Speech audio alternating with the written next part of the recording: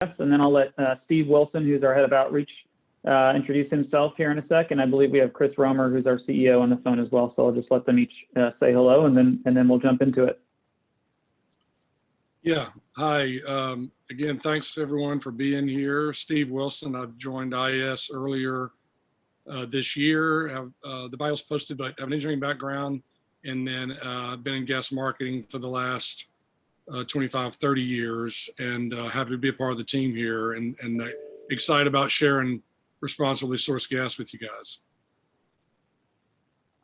Hi, this is Chris Romer, CEO of IES and Project Canary, formerly of JP Morgan in utility work, as well as formerly a state senator. And I think I'm proudly have been through a number of the fracking fights here in Colorado, and I'm pretty widely known in Democratic circles as being a Democrat for fracking. So I own that bumper sticker if you want it. I have a few left. Yeah.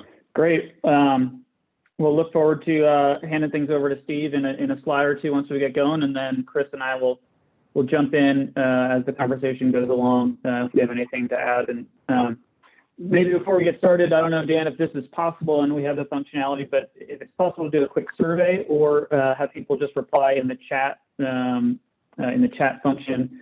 How many people have heard of the concept of RSG, or responsibly sourced gas?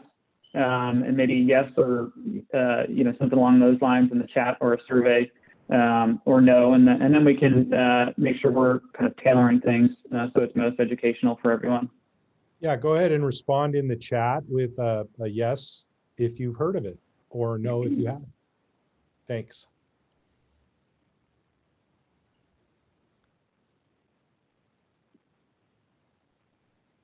Okay, great.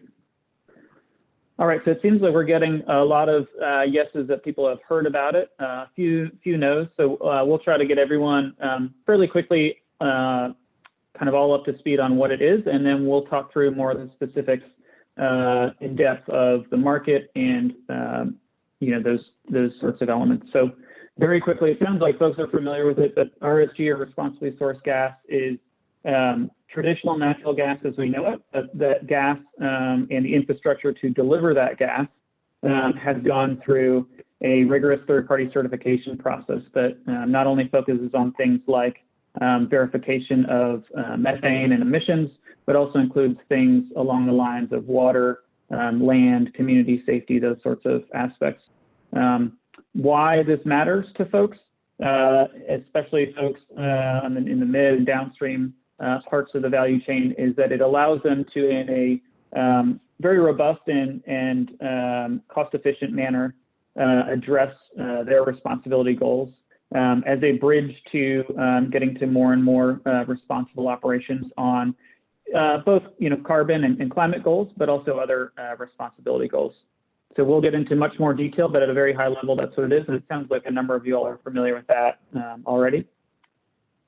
So today we're going to try to be efficient with everyone's time. We'll spend a little bit of time up front just describing us as a company to orient you all, but then we'll try to spend the bulk of the time in kind of educational sharing mode to discuss the market, where our certification and other certifications fall into it, how that addresses a number of growing ESG and specifically decarbonization goals that folks have in the supply chain, and then some specifics, that we see on the contracting side of things. So, there's roughly been 10 to 11 transactions that have been done in the space. 85 to 90% of those have been done using our certification called TrustWell, and so we wanted to share some of the high-level lessons learned from those, in the hope that it is helpful for folks. So with that, I will jump in very quickly, give a description of who and what we are, IES, as a company, and what TrustWell is, which is our certification. But then we'll pretty quickly move beyond that and into the specifics of the market. So IES, we're an independent platform for collecting, vetting, and operationalizing environmental and ESG-related data. One of our core offerings has been, and achievements has been, building the TrustWell responsibly sourced gas market. So we can talk through some of the specifics of that market in a bit. We have also, importantly, trained ourselves and made sure that we are a B corporation. So that allows us to be both beholden to a profit bottom line, but also a mission bottom line to provide reliable, trusted, actionable data to folks in the energy space to address a number of their ESG and responsibility goals. So that's what we do as a company. I will talk a bit about how our information collection and data collection infrastructure works and how we collect and operationalize that ESG data for folks. And then I'll hand it off to Steve very shortly to start making that real and tying that back to, what does that mean for RSG specifically and for, mid, downstream, and other participants in the energy value chain. So very quickly on this slide, at the root and base of the pyramid for what we do, we are collecting a bunch of information. So we have independent sensors in different production and other types of facilities. We also collect documentation, independently review that. We do site visits. There is a whole range of information that we are collecting as part of our process. We then have internal software that helps digest and categorize all of that information. And then importantly, what we're doing is we're making that useful and digestible for end stakeholders. So in the RSG case, we are independently collecting and then digesting all of that information from a wide range of sources and often very technically complex from an engineering perspective. And then distilling that down into scoring and certification of key metrics and elements that participants in that area of the value chain care most about.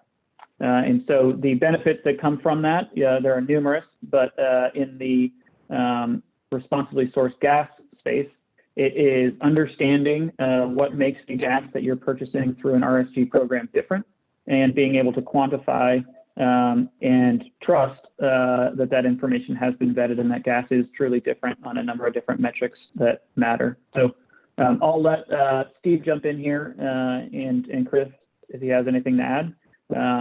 But I will let Steve get on to the real thriller of the presentation, which is about the RSG market itself. So, one quick question, just can you describe the 5,000 wells that have been TrustWell certified and why that's significant and what TrustWell is, and then I'll let Steve keep moving. Thank you.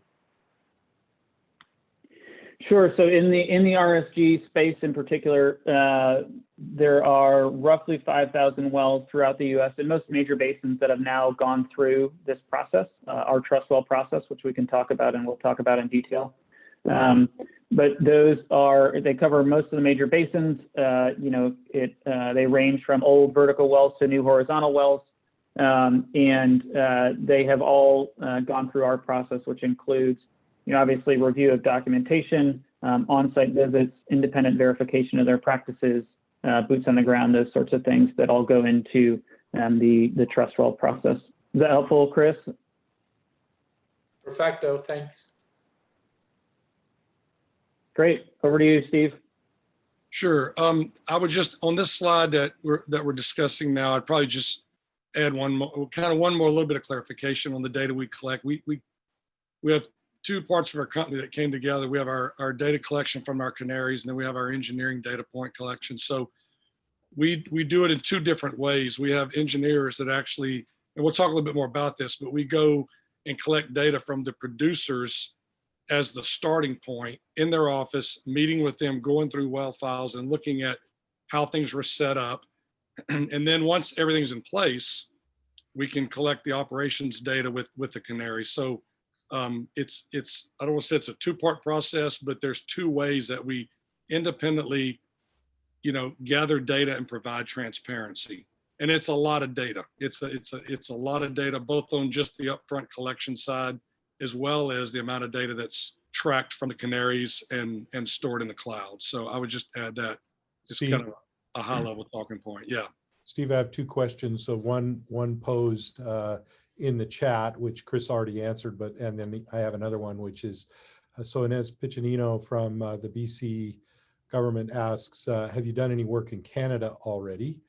And then the second question is, can you describe, you've used the term canaries. Can you describe that a little bit for the group? Yeah, I think the Canada question, is that what Chris answered, that we've not done any work in Canada? Yep. Yeah. We answer as quickly we have, and particularly relating to some folks around some pipeline questions, have been asking how to aggregate responsibly sourced gas into a major portion of a Canadian pipeline. But yes, we also have worked with selective E&Ps on pilots. Yeah, and I mean, Chris can add into this too, but the canaries are the sensors that we put on location to detect events. It's not, I wouldn't say it's a particularly like a large leak, but it can detect and sense a lot of different events in and around the facilities to help manage, you know, their exposure and manage their carbon footprint. So the canaries are a device that sniff for a number of different speciated emissions, including VOCs, methane, ozone. You can add in PM 2.5 and even sound if you want. In Colorado in particular, we're using them in a regulatory environment. In a number of places, we're working with them to create responsibly sourced gas. On average, it requires 3 canaries around a traditional E&P pad. And in addition, there's a very high-end anemometer on top. And so we give those devices sense every second of every day and report to the cloud. So it's kind of ledger quality, highly secure data that goes to the AWS cloud. Good. Thanks, Chris. So continuing on, so why IES and why the market has chosen IES? We're B Corp, as you mentioned earlier. We're in the business for responsibly sourced gas, certifying it. I think that the takeaway from this slide to me is empirically, we collect a ton of data and we're very transparent, and it's a third party look into the business of the producers. And that's really, I was involved in some of the early transactions. And I think one of the driving forces behind what got a lot of people comfortable with it, especially on the market side, is it's an independent third party company coming in, providing a lot of data and a lot of work around that data to put in place a report to show the performance of that producer pipeline or that upstream facility, to give that market a real clear view of the product they're buying and how it's different from maybe another producer's product.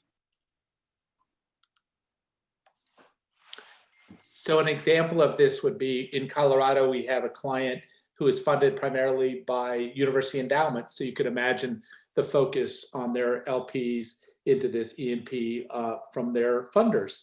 And they recently got a major new university to invest even in early April of this year because of the continuous monitoring. But that E&P had a water hauling subcontractor who wasn't using their vapor lines. And so we noticed within 15 minutes, every time that subcontractor went on their numerous pads, that they weren't using the vapor lines.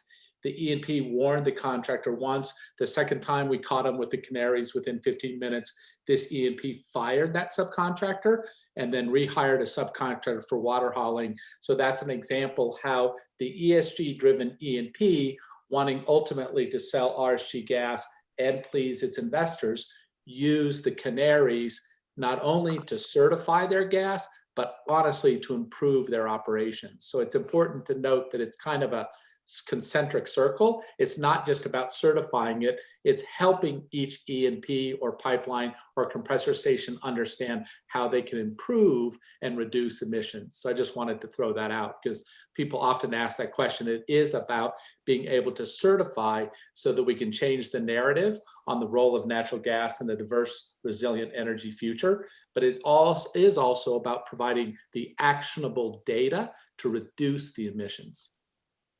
So I do have another question in the chat here. Who regulates what data is monitored and the methodology, equipment, canaries, on how it is collected? So great question. I'm just going to take that. This is all of our contracts allow this. These are all owned by the company as well. It's independent and it does not go through the SCADA system. And we can explain to you why as a B Corp we do that. We cannot and will not ever share the data without the permission of the owner of the data. But when we share it with the regulator or when we share it with the utility, they know it's ledger quality and they know it can't be corrupted. Good. Thanks, Chris. Any other questions, Dan, that come through? Not at this moment. Okay, we'll continue on. Talk about what is it and where does it fit in, and kind of and what's going on with the market. So if you look at the elements of the responsibly produced gas, it's pretty simple. We've been talking through it already. You know, there's upstream certified operations, and like I mentioned earlier, we incorporate both the monitoring, the continuous monitoring Chris just discussed. You know, we take a reading every second, we average up 60 seconds and put out an average minute reading, all this information stored. And in addition to that being part of that certification and monitoring, we also have the part that we do on the trust well side, and that's where producers can show what they've done and their ratings relative to air quality, water, land, and community. And so it's a benchmarking process to show how well they are performing in each of those categories. The energy utilities, naturally, a lot of you guys on the phone are a big part of this. I think it's helping support, at least from the early transactions we saw, it really helps support the goals of the utilities to look at their metrics, their carbon footprint, and really show their commission and their investors and their shareholders that they're focused on doing the right thing when it came to their ESG operations. So we've had, you know, some deals that have been done. We've got utilities that are now saying we want to do deals, but we want to get it in our tariff first. So they're looking at embedding a position into their tariff, going to their PUCs and getting that approved. That would define kind of how the program would work, how much they might put into their program, and those sort of things. So it's kind of been expanding on a couple of different fronts, just from the pure purchase side as well as the rest. And then end users, you know, in a brief survey that was done a while back, end users, I think everyone now is on board with saying, look, we're willing to pay a little more to help the environment. So we're seeing, as you guys I'm sure are seeing that, we're seeing a lot of that come, you know, and almost a day doesn't go by when there's something in one of the publications about everyone wanting to see improvements. So, all right, as I mentioned earlier, for the responsibly sourced gas kind of elements of responsibility, air, water, land, community. It's all of these aspects of this that go into what responsibly sourced gas is. If we flip over to the next page, to kind of drill down to the trust well process, it's kind of three components. We look at, from kind of a geographical approach, what's the inherent risk and what's the inherent profile. So let's just say we take a pad of wells located in the Marcellus and look at kind of how that lays out to air, land, water, community. Each of those areas and a whole number of control measures are looked at. It may be hard to read on the screen if you look at that second box, but the engineering staff meets with the producer and goes through, and I'll read some of these off: chemical waste, exhaust, produced water, storm runoff, vessel corrosion, water resources. There is a lot of measures that are looked at. And then basically these control measures are looked at to see, is this producer taking the right steps to manage the risk profile that's described in that inherent profile up front, that risk profile. So, and then all those scores are put in place, and ultimately you end up with a final report that you can see on the far right that describes the producer's end score and how they scored ultimately on all the categories related to the four big components. Steve, I have a couple questions. Let me slow down and let you guys ask some questions. Okay, so first question. The last slide noted that cap and trade is driving new markets.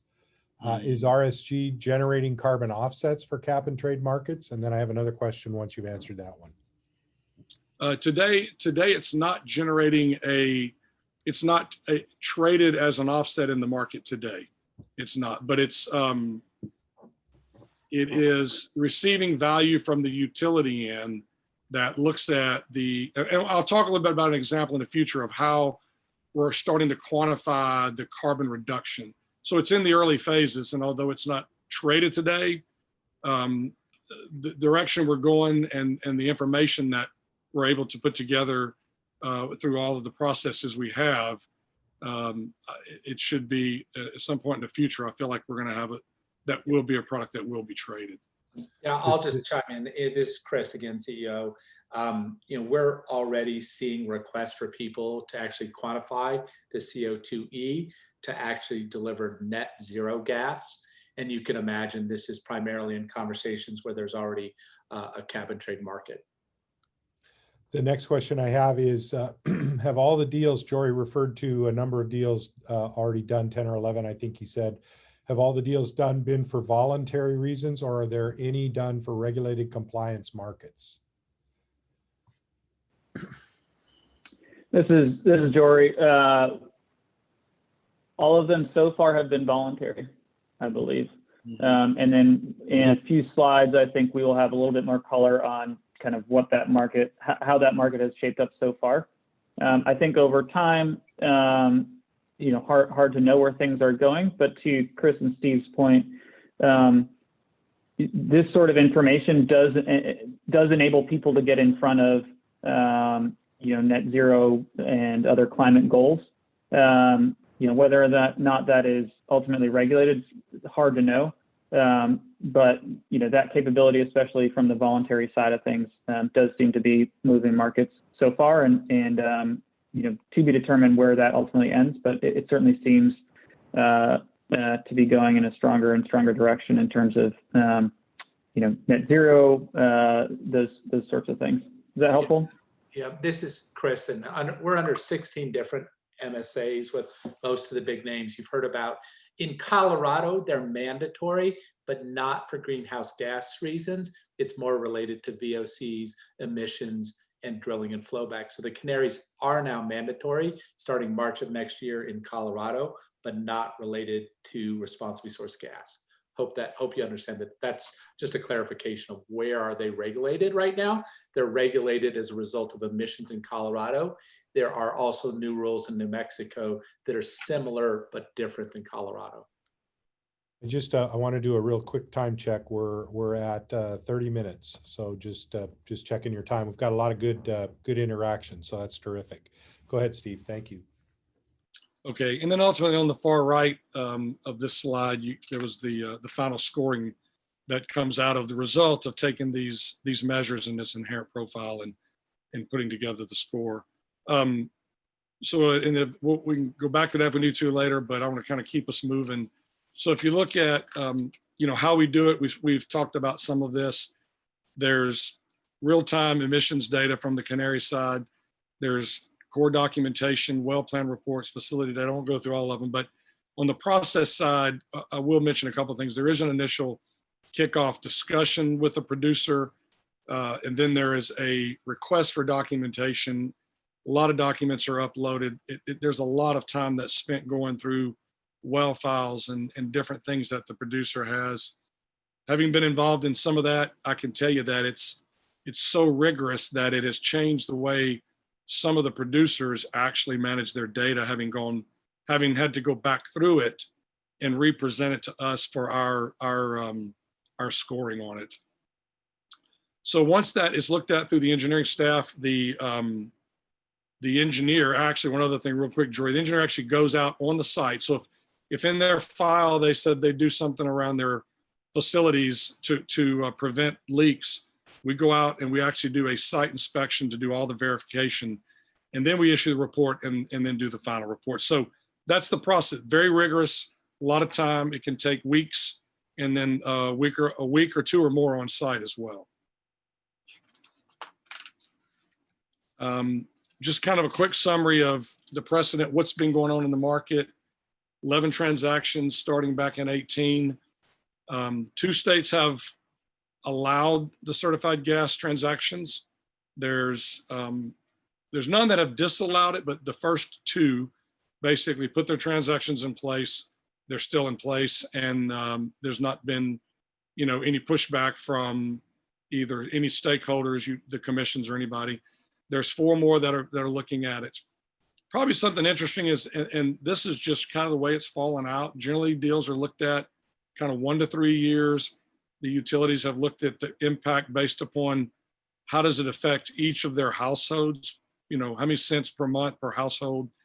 They look at how much they're going to buy as a part of their overall portfolio. I think most of them have looked at it and said, we like it. We want it to be a part. We're going to take a bite of it today, and then we'll see how this goes. And then we'll look to continue to add, but initially, not incorporating half or all of their portfolio, but starting at maybe 15 to 25%. And then if you go back and look at the ratings page before, not to go back to it, Joy, but there's ratings in up as silver, gold, or platinum. And I guess if you fall below that level, you just end up with a rating, but it's not one of our top tiers. Most all of the transactions and the customers on the other end are looking for gold or platinum in terms of the ratings they want for the transaction they want to do. So and just then, the Northwest issue in particular, and for those in Canada, one of the things that's happening quite dramatically in the last 2 months is that a number of public utility commissions are seeing these transactions as a way to basically hedge against a carbon tax or risk related to greenhouse gas regulations. And so now that the Business Roundtable has voted for a carbon tax, a lot of the commissions are starting to think through, this is no different than supply chain diversity. Because these premiums are relatively small, they're treating this almost like it's a risk mitigation opportunity. good, thanks, Chris. Next page, without reading through anything here, a couple of early deals that were done, and there were press releases put out. So, that's available. If you go in and search, you can kind of see what was said about that.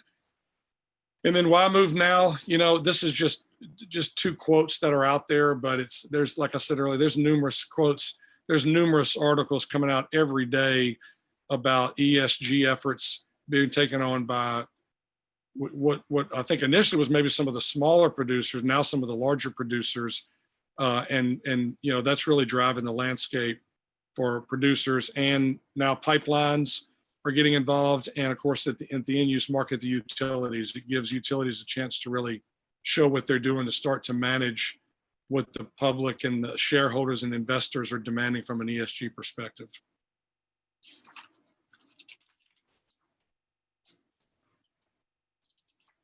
So I thought this is supporting decarbonization goals. We added a verified attribute into the portfolio recently.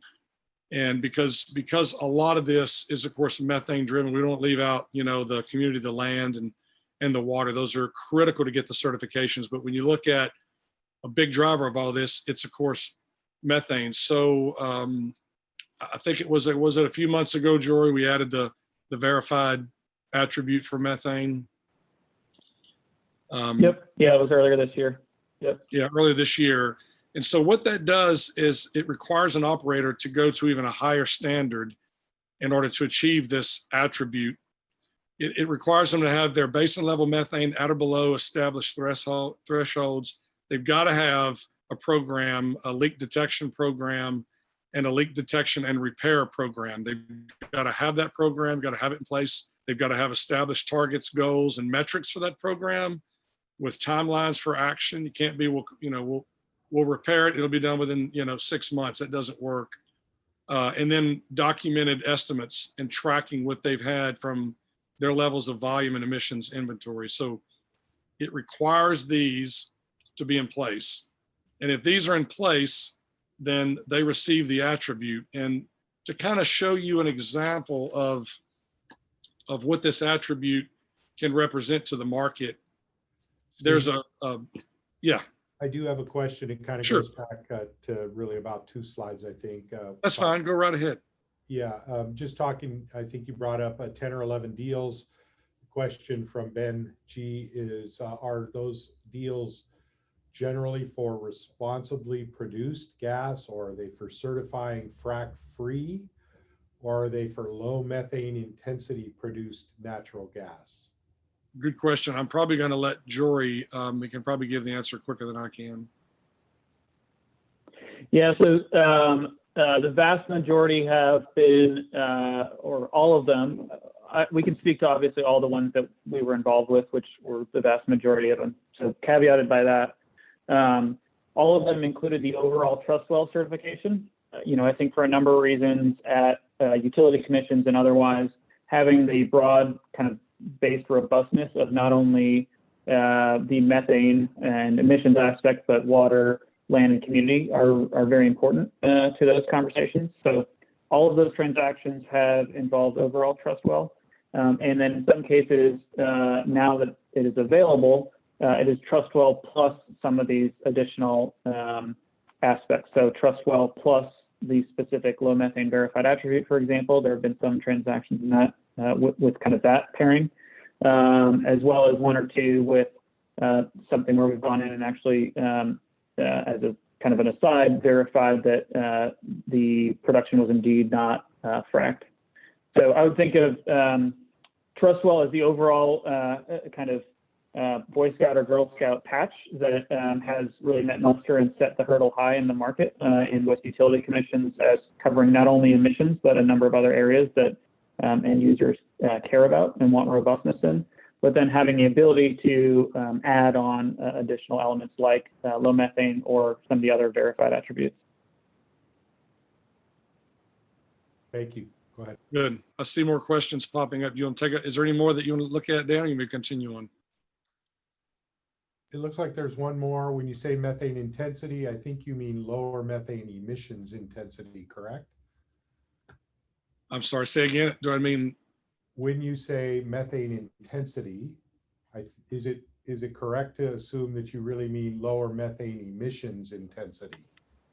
So less methane emissions, not just. Correct. Yeah. Correct. Yeah. Correct. Less methane emissions per volume. Okay, and then. So yeah, we're going in and sorry, go ahead. Oh, go ahead. Finish up. I was saying, so for the low methane intensity attribute in particular, we're going in and verifying all of those qualitative elements, that make a high quality program, and then we're independently going in and verifying the actual methane intensity calculations and math, and so we're verifying both of those aspects of it. So just this is Chris, just to give you context on that, Dan.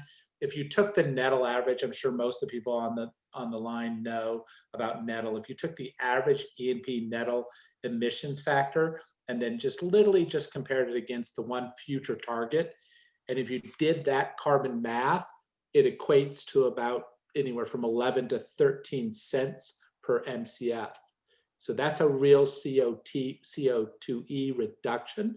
And again, this is 11 cents to 13 cents. And we like renewable natural gas. We think it has a huge opportunity to be a part of all the different things we're going to put into these pipes. But when you think about getting CO2e for 11 to 13 cents, which is as large or larger than renewable natural gas at $30 per MCF or $20 per MCF, what we're trying to do with your public utility commissions and your policy and your legislative leaders is to help them think through, how do you get the most CO2e through these pipes at the least cost with the best value to your ratepayers? And right now, I think people are really underestimating how powerful using responsibly sourced gas in combination with renewable natural gas is really the winning solution. So I just want to be clear here. There's real math attached to this, and I think it's really being underestimated in many markets. Thanks, Chris. I do have another question here. Do you use regulators' data at all for regulators that already have rules in place? Example, methane reporting. Would you use their data or still go after individual producers' data? This is Jory. I can probably take that one, or happy to let others jump in. We will use regulator data on the trust well side and the emission side to triangulate, but we are doing that ourselves as well and using the regulator data to triangulate and confirm. Anything to add to that, Chris or Steve? I'll throw in that, we're one of the few groups who actually can compare the subpart W's predicted by people on pads versus the actual leak intensity on pads. And it's unfortunately fair to say those numbers are not as tight as one would hope. So we think subpart W is a very good baseline. We think we're heading very quickly to a real carbon accounting system that's going to include real ledger quality data, probably even tip to tip. So we think subpart W is valuable, but we don't think it's valuable without additional independent trusted verification. Okay, thank you. Good. So yeah, back to the slide. Really, this is intended to show kind of a proxy value if you kind of run some math around, going back to the most recent Nettle report and looking at that calculated methane intensity average for the producer segment. And then let's say picking a producer A that has a methane intensity at 0.169. If you run the math and go through it, you'll see how much less methane, calculated methane intensity tons that they would be compared to what the industry average would be. Like Chris said, we still want to have, and what we love about our process is we can actually, with our canaries, we can keep a closer eye on those well pads.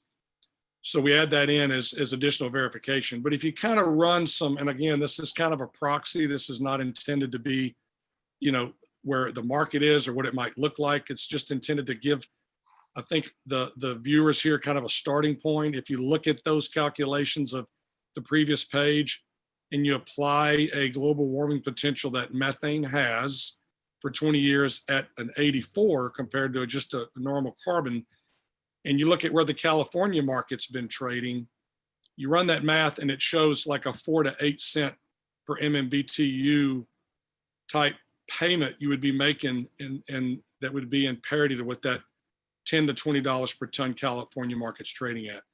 That 10 to 20 was a number I took several weeks back. I don't know where that is today. I didn't look. I know there's a Northeast market that's got a 6-state area that is now trading up there. And I know there's some other smaller markets in Texas, but just again, this is a proxy to kind of put something in front of you guys just to kind of see where things are.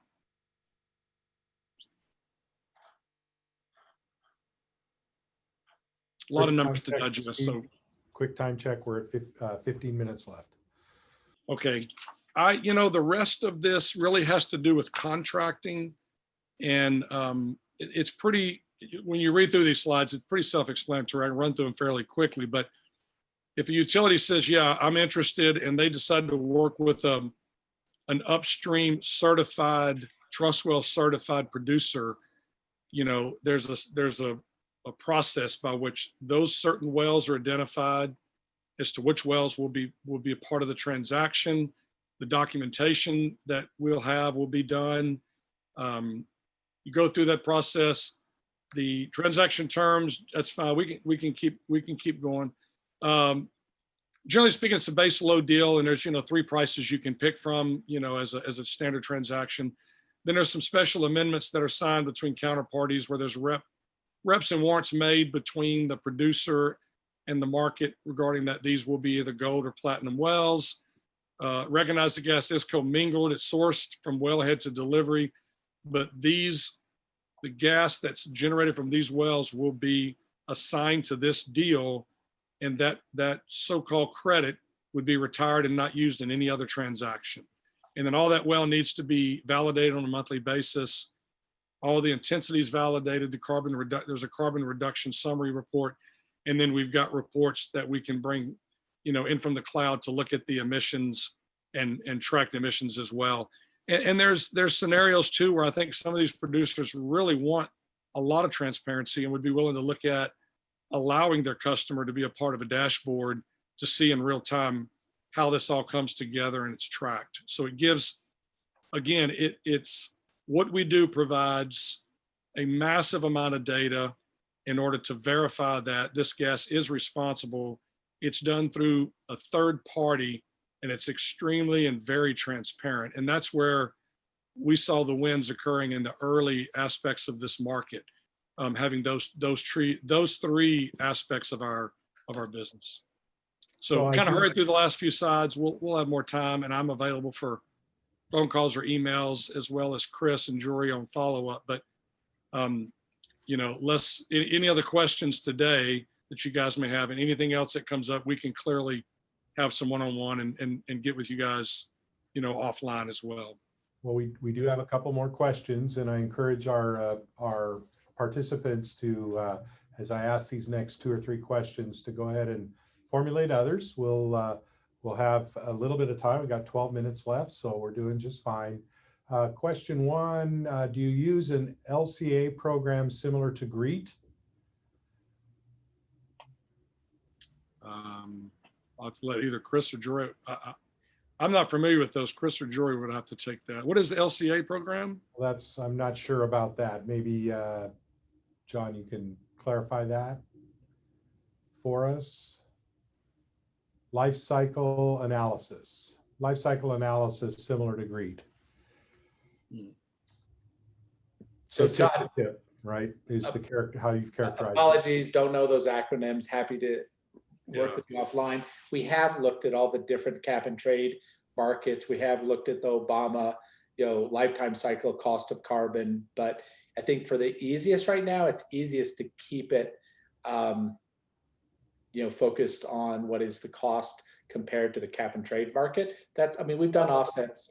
I see what you're saying, how to calculate emission intensity. Interesting. I don't know that. We've been working with the Colorado School of Mines, University of Wyoming, EDF, and a number of stakeholders.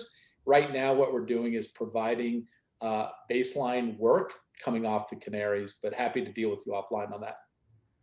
Okay, we did have another question which Chris responded to. What's it cost? How long does it take to get certified typically, and how much does it cost? And Chris responded, it takes about 3 months for certification.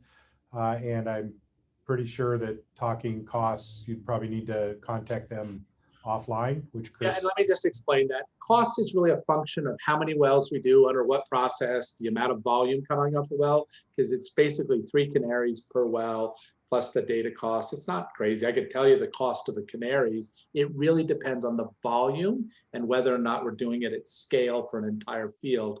We do have a couple of providers who are now monitoring 80 and 99% of their production. So it really is kind of dependent on what your goals are. We do have 2 producers who fully intend, and one that actually has great quality gas for the Northwest, who has half a BCF a day. So we have a great low emission producer who wants to sell half a BCF a day. So we have plenty of gas to sell. It just depends on how much you want to buy. Another question is, will SAT monitoring be part of their solution as well? Is that satellite monitoring, George? Yeah. Okay, satellite monitoring be part of your solution? The answer is yes, the publicly available, we have it pad by pad. The problem is that data isn't actionable. We can catch a thief hatch open in about 2 hours and close it in another 3 hours. We've done that multiple times in the last 30 days. We had 209 emission events on our E&Ps, half of which could have been and should have been predicted in SCADA. The problem with most of the satellite data is it's not actionable, but as a double check to the big super emissions, yes, we'll use the satellite data. It's just not very actionable to help the E&P. So I think you're basically implying the answer to this next question. The bulk of your clients are typically E&P companies, right? Or are there gas marketers and utilities that could be your clients as well? So we have done work for the Southern Company, Virginia Gas, New Jersey Gas. We are actively working with a number of pipeline companies on very complex proposals to make sure their assets are not only stranded, but a part for many generations, a resilient energy system. And we are under MSA with 13 of the largest E&Ps in the country. Okay, and another question here. This is asking for an opinion. So what do you think it'll take for California utilities to recognize the value and to be able to pass through a marginal cost adder of RSG, even though California has made it clear it's moving away from natural gas? You They're know, gonna get the light. They got to get the lights turned back on first from the blackouts, and maybe they can start to see. yeah, I knew Steve would give that answer. I'll give the Democrat fracking answer. And I know Governor Newsom, know Eric Garcetti in LA. I've talked to Kathleen Brown, Jay Brown's sister, about this. Look, at the end of the day, we need to stop having an energy religion, and we just have to have resilient energy systems that are going to be becoming radically less carbonized over time. And what that means is, for goodness sakes, if the North Koreans ever knock down our electrical system, we're going to thank our lucky stars for those great hydro systems in the Northwest, as well as the dense natural gas that's in our pipelines. And so we need to get away from thinking about, 100% electrification in a silo and think about resilient energy systems. And I think that day is coming. I think we need to admit as an industry and a group that we have to stop the leaks. We are not going to get the high ground to have that conversation until we commit to radical transparency on these leaks, and then we ultimately commit to stop them. Most of these, we had 209 emissions in the last 30 days. Almost all of them could have been caught and stopped. Maybe I'll add my 2 cents in here. Immediately preceding this, I was on a panel with 2 California Assembly members and the Napa County supervisor, actually. And of course, both of them were, all 3 of them are Democrats.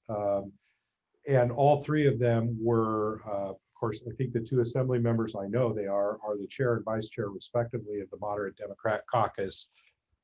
They embrace the goals in California and are also quite concerned, as is the supervisor, local government person.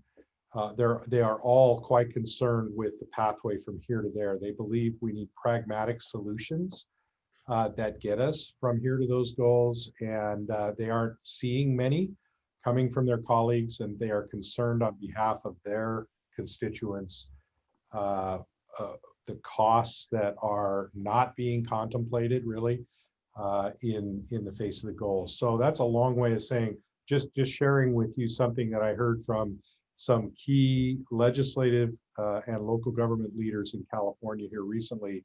There really is a growing recognition that the goals are good and to be embraced, and we need pragmatic solutions to get there, which so far are slow coming, but they're confident they will be. One question here is, when will slides be available? As I said, I think if you contact Steve directly, his email is up here. They'd be happy to talk with you and share those slides kind of one-on-one, or send me an email as well. I think you all have my contact info. Yeah. And I can make sure to get it to the IES team, and they'll contact you directly.